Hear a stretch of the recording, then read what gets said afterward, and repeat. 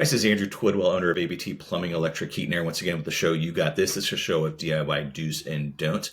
And I'm here with Rosalie Brown, and we're recording a radio show. How are you doing, Rosalie? Yay. I guess she's frozen up. We're having some technical difficulties, but we're going to play along here anyway. So now you can hear me. So let's go with... I know we're coming out of the Super Bowl weekend, and oh my gosh, quite the nail biter. I know we were both rooting for different teams, so we were. It was quite the event, and I know my wife was kind of rooting for both of them, and I understand why. As my son put it, though, he's like, "Mom, Grandma is probably rolling in the dirt right now because you're wanting Kansas City to possibly beat the 49ers, because her mom literally, she grew up in San Francisco, went to Keysar all the time. I mean, she was watching the 49ers from the 50s and on, right? She was such the fan that back in the old cathode ray tube TVs, right? The big TVs, she had her color TV that she would watch the game. And then if they were doing badly, she had a black and white TV on top of the color TV. She would turn the color TV off and turn it on in black and white. So it wasn't quite as real and as bad. I mean, she was that kind of a fan, and any kind of superstitions or stuff like that. No bad talking. So yeah, I'm sure she was rolling in her grave. I just want to say, backing up, Taylor Swift's boyfriend. Yeah. Well, I grew up. We had. I think I've told you this before, but we had season tickets to the Raiders, and so we were always anti 49er. Right. And then there was a time period where suddenly the Raiders left. And, Montana was a superstar in San Francisco. And so I grew up with all kinds of weird football stuff. But I'm not going to lie. This comes down to, I wanted the Detroit Lions to go, and the Niners stopped them. And so guess what? I wanted Kansas City to pay back. And they did. And that honestly, I was ready to they came so close, right? And then the last, what was it, 10 seconds? I don't even know how to explain it. I was screaming up and down. I was like, I can't believe they did it. I can't believe it. That was really cool. I don't care who you were rooting for. That was good ball. That was amazing. It was a great game. And it was really, it was one of the things where it was like, God, man, it's all about the defense, man. There's the ball's just not moving at all. It kind of got a little boring, but it was so well matched that it was great. It was good football. So yeah, that was fun. And I know I hung out with my sisters, and this is the first Super Bowl that we didn't even have beer. It was kind of crazy because none of us are drinking anymore. So it's just like we had our Corona non-alcoholic beers. I think I had one of those, and nachos and tacos. So it was kind of fun. But yeah, I saw somebody else posted on Facebook. Anybody else? Am I the only one that doesn't have a hangover this morning? So yesterday on Monday, I'm like, nope, I know. I feel fine. No, me either. Either. It's funny too. I like beer. I like liquor. I like it all. But I find that it's really, I'm starting to feel like the older I get, the more like my stomach, I just feel bloated while I'm 1 or 2 beers in. I'm like, why am I bloated? I'm getting old. So I drink a lot less than I used to. That's for sure. Yeah. And sleep's a little bit better without it. And they're definitely, and it starts to affect you differently. I know, like, my wife has gotten to the point now, like, more than 2 drinks, and if she has a third, she's done for the rest of the day. The next day, she has 4. Oh my God, she feels like she should just die.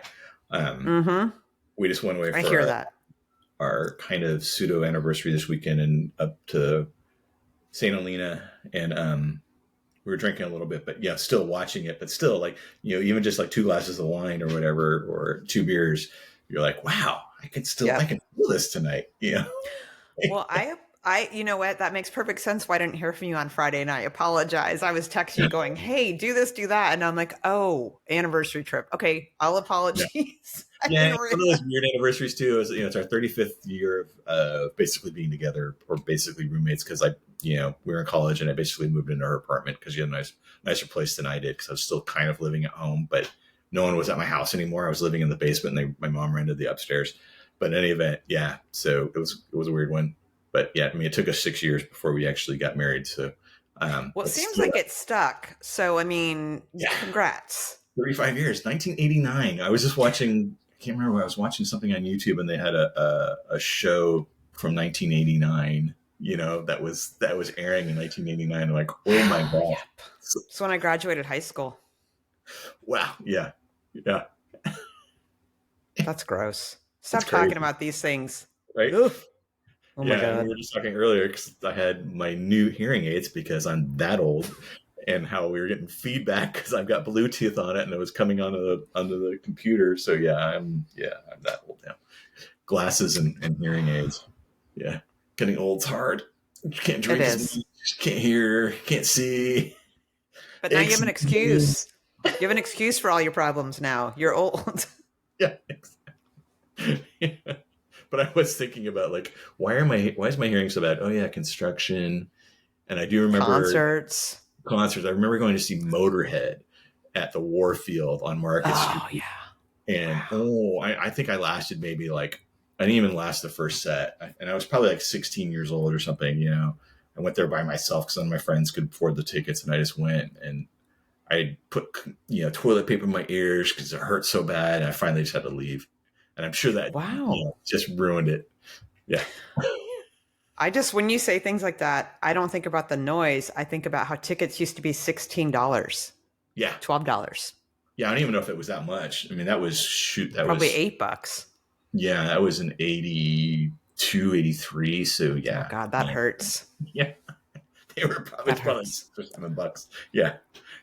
And I actually I was working for my dad doing construction. So I was making like $12 an hour, and all my friends were making minimum wage, which at the time I think was, $3 an hour or something, two Three, or three. three. Yeah, by the time I worked, it was when I first started working, it was $3.33, which is kind of a joke, right?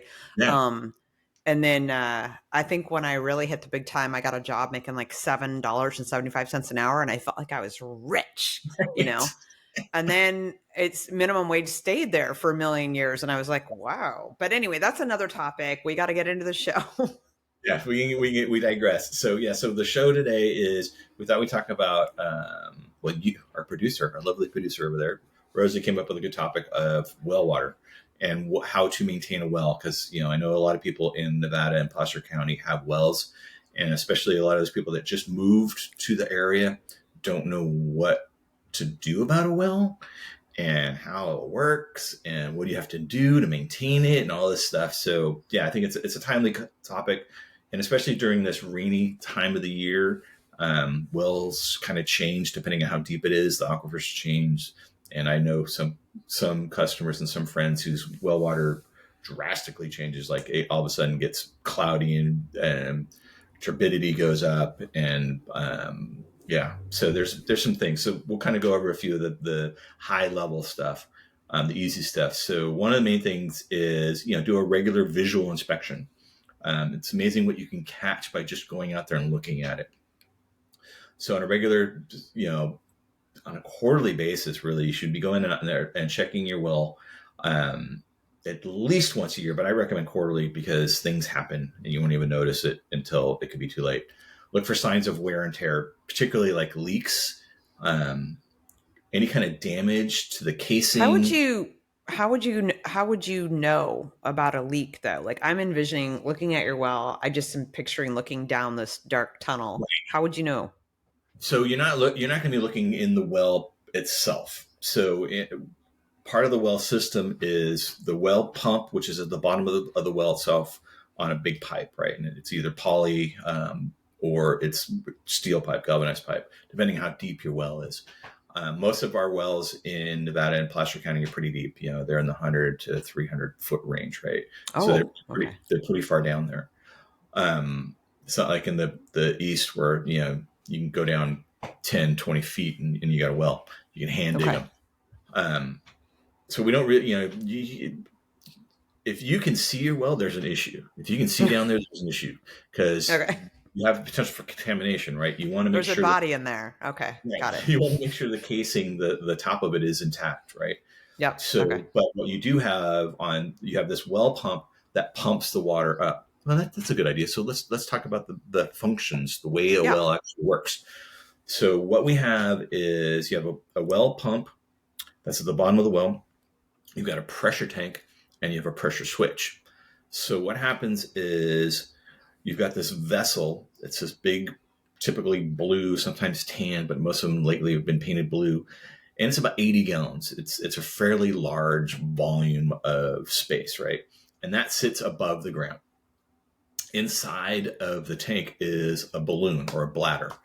And as the well pump, once the pump turns on, it slowly starts filling that vessel.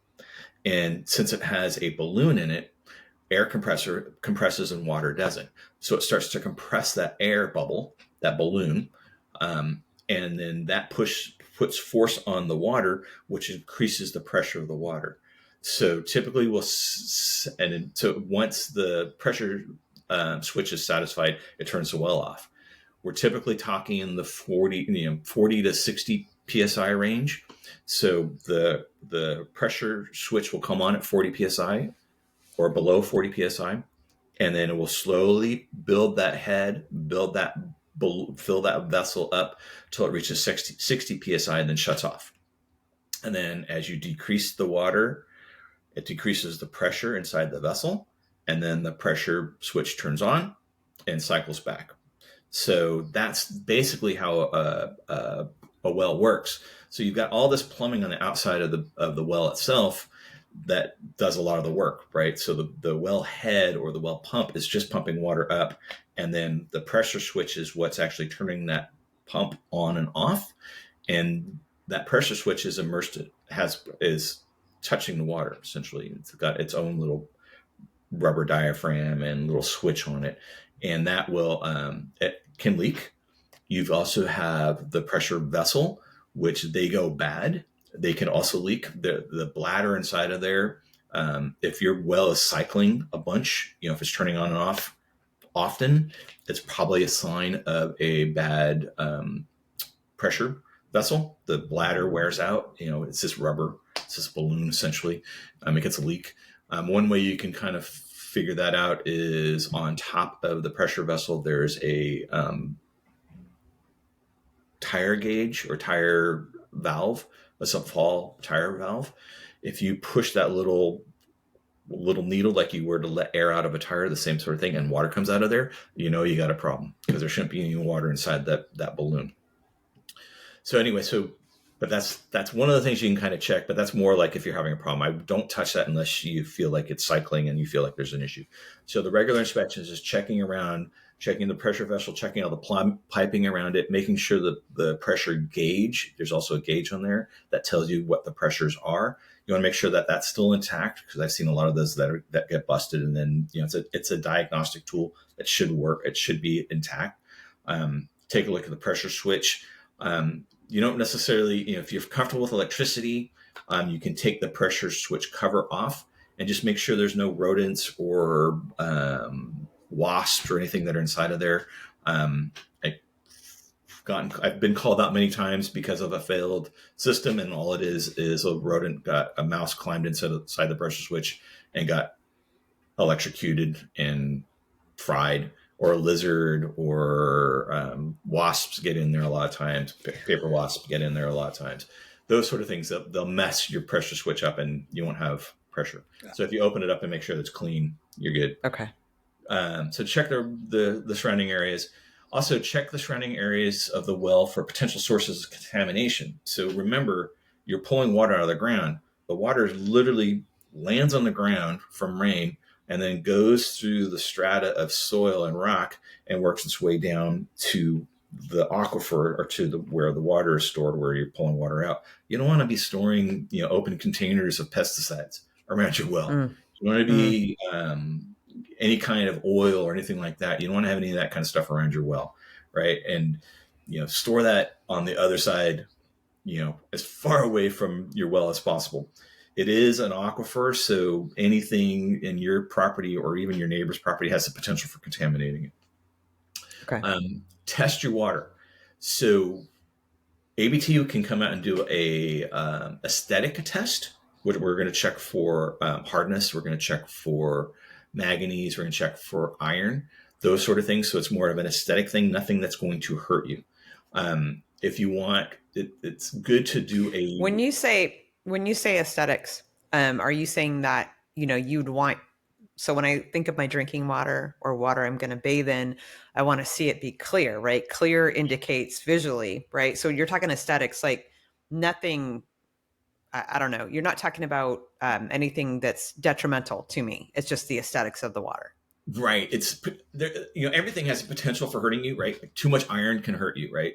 Too much manganese can hurt you, A and squirrel can hurt you. a Don't get me squirrel can started. hurt you. I'm watching a guy right now on a neurosurgeon on dementia, right, and some of the things to Ugh, avoid.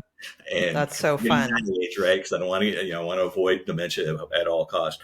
Um, Too much iron Some would can argue you're late to the party, but that's yeah, just because we're friends. Go yeah, ahead. Sorry. but too much iron can potentially cause Sure. um, memory loss. So anyway, so it's more of a aesthetic. We talk about like spotting on the wall, on your glasses, on your shower Okay. door. That's hardness. Because remember, we're pulling water out of the ground, and it's water that's come from the surface and percolated all the way down. So it's Hmm. picking up all kinds of crap, Right. all kinds of stuff on the way down, and it liquefies rocks. Calcium and magnesium gets dissolved inside of the water and are suspended in solution. We pick up iron on the way down. We've got a lot of iron in Nevada County. Well, Um, I have a question. yeah. So if I have a well, is my water heater more likely to collect more Yes. sediment and stuff than the average than someone who's on NID who's not on Yeah. a well? Yeah. So typically NID is surface water, treated surface water. So it's not going to be as hard. And, you're typically talking about, way under 3 grains of hardness. If you're on a well, you could have in excess of 20, 30 grains, right? So, because it's percolating through the soil and picking magnesium. And I mean, you think of like being in a cave and you see the stalagmite and stalactites, right? It's literally liquefied rock coming through the strata and being deposited as it drips down. Same thing happens in your water heater, your tankless or your regular water heater. You excite the molecules and it drops out the calcium and magnesium and the iron. So yeah, you can build up a huge layer, and also can affect your plumbing, your Hmm. your toilet. Ironically, we've seen toilets in wells with well water wear out because all the little jets and all the little things, the little holes that are through the toilet get calcified and restrict Okay. the flow of water, and the That actually toilets, makes sense to me. Yeah. yeah, it stops flushing as well. Which Hmm. you don't typically have a problem if you live on pipe treated water or refuge. It's something you don't necessarily see unless you're like SoCal or somewhere where you've got really hard incoming water. So yeah, so test the water. But if you're you should test your well on a yearly basis and take it into a lab and have a biological um, test on it, and take it over to our friends over at Cramner, and they can do a full biological test on it. We do not test in the field for that. They've got the test tubes. Go grab the tube, take it to your house. They'll tell you how to take samples, bring it back, have them do it. I think it's only a couple $100, if I remember correctly. Don't quote me on that. You can call them and get a quote on that. But that'll check for cholera, bacteria of different sorts. Not cholera, but Ebola. Well, what would you find in it? But anyway, I'm not a chemist, but they'll check for nastiness inside of there. There you Um, go. That works. so, if you notice any changes in the taste, odor, or appearance of your water, conduct additional tests. So this time of year, if you're noticing a change in the color, take it in, have it tested. It doesn't hurt. If you're seeing a change in the water that dramatic, there could be a potential that you have, that you're getting surface water in your well, which hasn't had a chance to go percolate through the soil and could pick up some nastiness. Giardia is one of those. That's one I was thinking about. Yeah, I got You've had Giardia. that. Yeah, a few years back. That was not fun. So yeah, have it tested. Maintain the well cap. Make sure that the well cap is securely in place. Just look at it. You don't have to really do anything. Clean up the area. You really don't want to be, you want to make sure that that area around the well cap and around the pipe plumbing is free of any kind of things that can do damage. If you store your lawnmower next to it, put something in the ways to protect it. Put a structure in front of it so that you're not going to accidentally rupture the pipe. We've gotten those calls where lawnmower was put away and broke the water line, and the next thing they had no water until we were out there to fix it. Check the water pump pressure by the gauge. It'll tell you how much pressure you've got. Talk a little bit about winterizing. It's kind of, we're in the midst of winter and on our way towards spring. So if you haven't winterized that area by now, it's probably a little late, but just wait a couple weeks. It's going to change. Yeah. It's that time of year. If you don't like the weather, wait a week. What are some of the other things? When to call a professional. If you notice any sudden changes in your water quality, such as discoloration, odor, or taste, contact a professional to conduct a thorough inspection. You can do that yourself. Just call Cramner, go get the bottle, bring it back, take the test, have them run the test. Really, one of those, changing your pressure vessels, one of those things that some homeowners can do. It's heavy, they're pain, but it is PVC pipe, so it's one of those things you can possibly get away with doing yourself. If not, you can give us a buzz. That's something that we take care of all the time. And what is that phone number? Because you need to really wrap this up and get that out there. Hopefully this information is helpful. I just wanted to kind of touch on water softeners. We do water softeners, and we also do iron removal, manganese removal, all those sort of things. But you can reach us at 530-230-9092. That number again, 530-230-9092. As usual, we've got our crazy specials going on.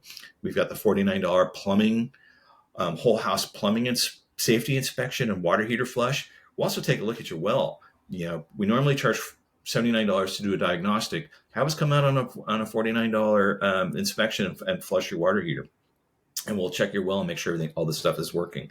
We have a $49 electrical inspection. We've had some power outages.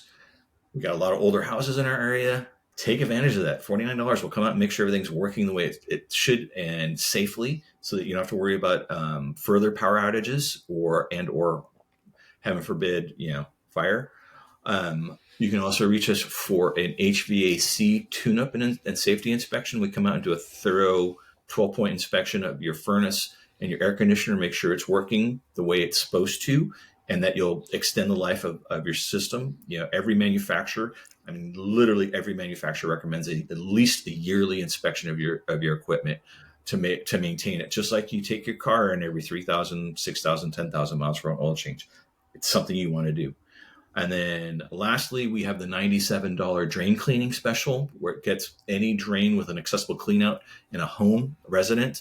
We'll clear it for $97. If we don't clear it, it's free. So please take advantage of that. And then, phone number again, 530-230-9092, 530-230-9092. You can also find us on the web at abtplumbing.com. Find us on Facebook, TikTok, Instagram. Am I missing another one? YouTube, Instagram, LinkedIn. We're all over the socials, so please like our pages, and we've got a lot of this information and ways to solve these problems without having to call us. Again, 530-230-9092. Thanks for listening. We'll catch you next week. Bye.